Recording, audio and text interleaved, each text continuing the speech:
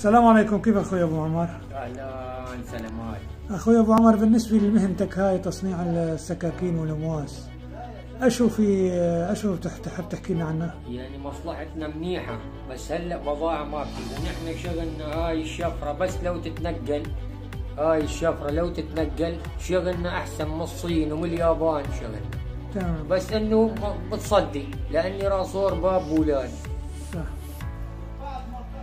هل في اقبال على هالمصلحه هاي ولا ما في؟ في الحمد لله، بس اشو انه مربحها قليل جدا جدا. كثير. نعم.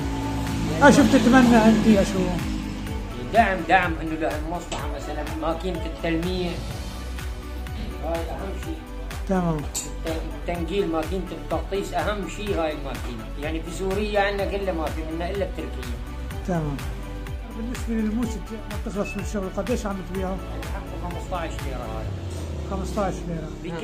بكلف 12 و13، يعني دوبة بيطلع لك ليرتين، يعني كل اليوم 5 دوبة 50 ليرة. الله يطرح لك البركة اخي ابو عمر.